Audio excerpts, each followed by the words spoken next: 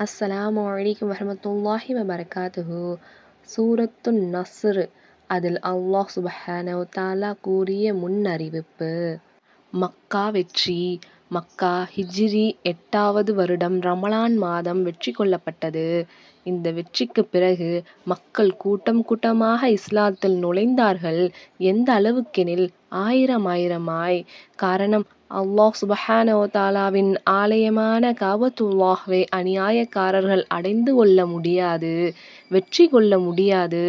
யாரின் ஆளுமையின் கீழ் கஅபத்துல்லாஹ்வை நிர்வகிக்கும் பொறுப்பு இருந்ததோ அவர்களே நீதிமான்கள் என்று அந்த மக்கள் 100% தீர்மானமாய் நம்பினார்கள். இந்த சம்பவம் சூரத்துன் நஸ்ருடைய முதல் 2 வசனங்களை உண்மையாக்கியது. மேலும் சூரத்துன் நஸ்ருடைய விளக்கமாக இப்னு அப்பாஸ் ரலியல்லாஹு அன்ஹு அறிவிக்கக்கூடிய ஹதீஸ் புகாரியில் பதிவாகியுள்ளது.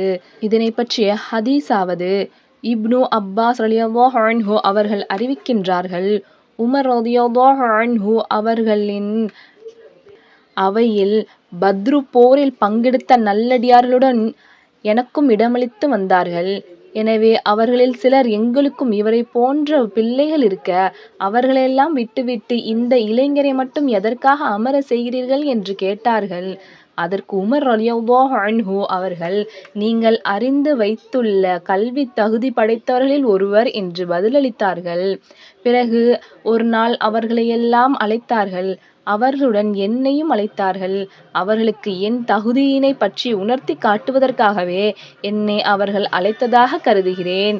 அவர்கள் வந்தவுடன் உமர் ரலியல்லாஹு அன்ஹு அவர்கள், இதா ஜாஅ நஸ்ருல்லாஹி என்று தொடங்கும் திருக்குர்ஆனின் 110வது அத்தியாயத்தை இறுதி வரை ஓதிக்காட்டி, இதற்கு நீங்கள் என்ன விளக்கம் கூறுகிறீர்கள் என்று கேட்டார்கள்.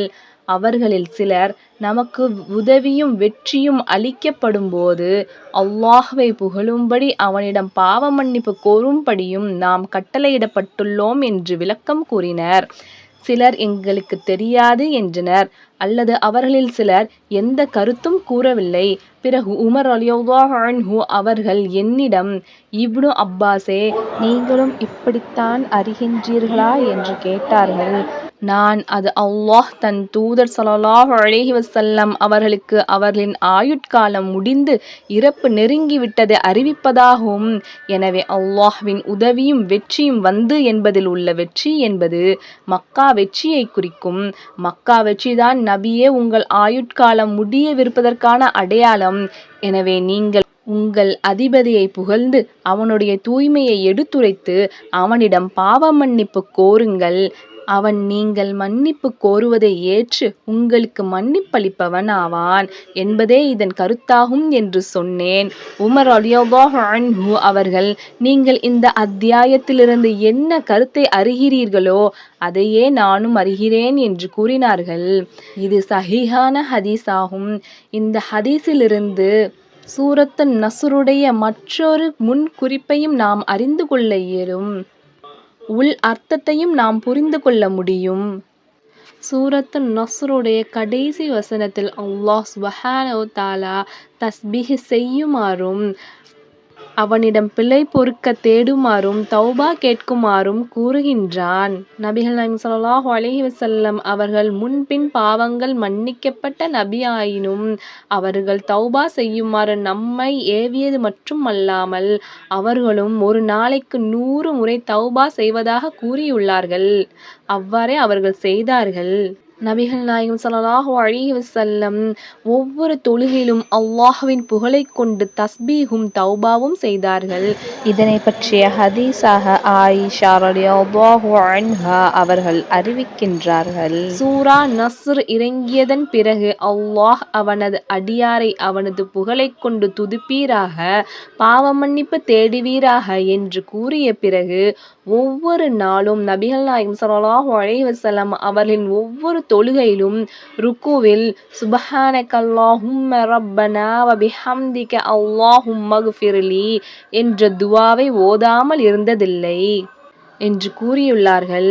இது சஹீஹான ஹதீஸாகும். இந்த துஆவின் பொருளாவது, இறைவா, நீ தூயவன், உன்னை புகழ்கின்றேன், என்னை மன்னித்துவிடு, என்பதாகும். இதனை அறிவிப்பவர் ஆயிஷா ரலியல்லாஹு அன்ஹா அவர்கள். நூல் புகாரி 794.